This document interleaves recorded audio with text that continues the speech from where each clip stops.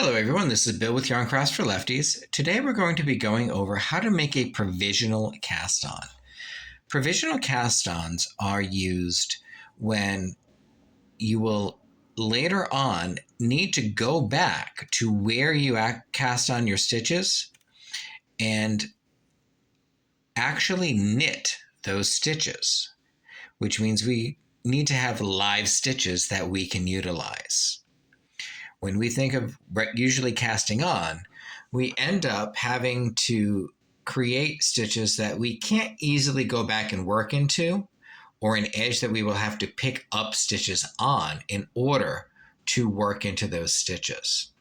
With a provisional cast on, we are able to later on go back and utilize those stitches, so that way we can, say, add a collar to a sweater, make a turned brim on a hat, or go back and create a decorative edging that we may not have been able to do with a standard cast on. So what we need for this are things we're used to having: a contrasting color yarn, preferably something that is smooth. Cotton or acrylic works really well for this, and your main color yarn. Here I have an acrylic yarn in a very light color contrasting with the deep plum that is the main color, and a crochet hook of approximately the same size as your knitting needle. In this instance, I'm using a US 8, which is a 5mm knitting needle, and the corresponding crochet hook is a size H in US measurements, which is also a 5mm. So I'm able to make a chain that is going to be working in about the same sizing as my stitch itself. So with no further ado, let's move on and learn how to make a provisional cast on using a two-part method. The first part of making our provisional cast on in the two-step crochet hook method is to make a crochet chain. To do so, we're going to begin with our crochet hook and our contrasting color yarn. Make sure that the yarn you're using is something that preferably is going to be slick. If you're knitting with wool, use an acrylic as your contrast. That way you don't have to worry about having different colored fibers sticking together. Here I have an acrylic, and I'm just going to go ahead and make a slip knot. I will put in the description the video that I have on how to make a slip knot.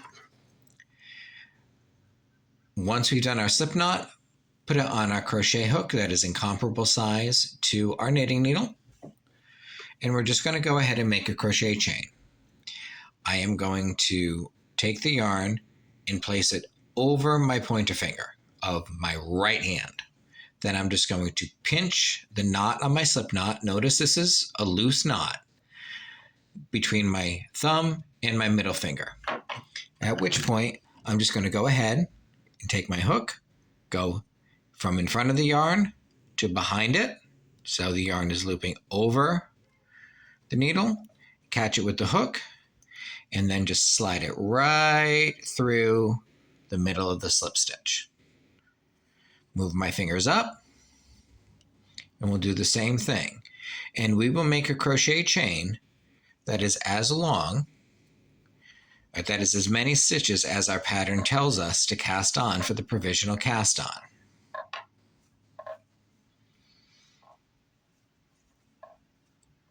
As you can see, it's an easy movement. Even if you are relaxed in your yarn hand, it's not that big of a deal. You can have loops that are varying sizes. That is okay. The chain doesn't have to be perfect. You're not crocheting a blanket or anything where you want your chain to be consistent. With the provisional cast on, we're just going to take it out at the end. So it doesn't matter if it looks pretty. It just needs to be functional. So here we have now our crochet chain, which When I bring it into focus, there we go. We have one side with these nice little V's.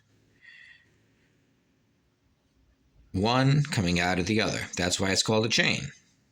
Then when we flip it over, we have bumps on the wrong side or the back side of our chain. Once we have as many as we need, I'm just going to make that last loop big, and using a pair of scissors, I'm just going to cut that and separate the chain from the working yarn that I had. At this point, we have two smooth ends. And once we get working, we might lose track of what's what. I'm going to tie a knot in this end so I know what end I'm going to be unraveling later on so I can get access to those live stitches. Then I'm going to find my slip knot, which is down here, right at the base of a chain. I'm going to start picking up stitches from the bumps in the back at the end where we did the slip knot. Now my main color is this really pretty kind of plum color, and it's going to contrast really nicely against this light green. That way I can see where my live stitches are later on when I need to pick them up. I will take my knitting needle and I'm just going to make a little loop down here to start to make my life a little easier. That's it, a little lasso. I'm going to take the tip of my needle, going from front to back. I'm going to put it through that little bump in the back of the chain. I'll put the lasso over the needle and bring that right through. And look, I have a stitch on my needle. How cool is that? Now, I need to repeat this process. Put the needle through the next bump. Take my yarn, wrap it around. And in the beginning, you may want to do it like this. As you can see, it's easy, not too difficult. Find my next bump, front to back. Put the needle through. If you are a continental knitter, go ahead and hold it like you normally would. Catch it, bring it through. Front to back, catch it, and bring it through. Take your time, no rush. Now I split the thread there, so I'm going to take that out, put it back through again, catch it, and bring it. One thing I don't want to do is split the bump. That's going to make it harder to get the provisional cast on out. Go to the next bump, from front to back, bring it through. And if you're an English knitter, it's going to be a lot like I did in the beginning. Wrap it around, and then I will usually use my hand to just manipulate the chain. Through, wrap in a clockwise fashion like we always do, and bring it through. Find the next bump, wrap it, and limbo back under.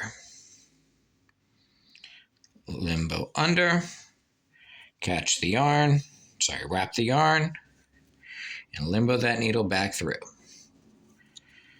I'm going to switch back to continental so I can zip through these last couple. 1, 2, 3.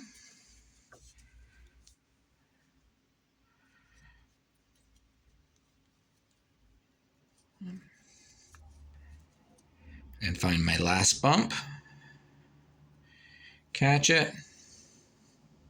Bring it through. And we have now put all of our stitches on. So now let's take a look at this so we can make sure we understand exactly what's happening. I have my chain, which I can clearly see, one after the other. I have my stitches. And then if I look to the back, I have my purple yarn. These will become live stitches later on when your project tells you to remove this provisional cast on. Now, one thing to keep in mind if you are working in the flat or in the round, your first stitch that you put on doesn't have a bump. Once you've worked enough of your fabric, you'll take this tail and you will weave it in. When you do that, you will have a secured bump and this live stitch will be functional. That is the biggest caveat to keep in mind, is once you have enough rows, weave this tail in. Just don't weave it in, binding it around any of your waste yarn that you made your provisional cast on out of. I hope you found this video helpful and interesting. Later on, I will be showing you in another video how to use a provisional cast on to make a turned brim on a hat, which gives you a nice, neat, clean appearance. So keep in mind, try it, play around with it a little. I promise you, once you get the hang of it, you're going to love the result that you can get with it. Thank you for tuning in. This is Bill with Yarn Crafts for Lefties. Happy knitting.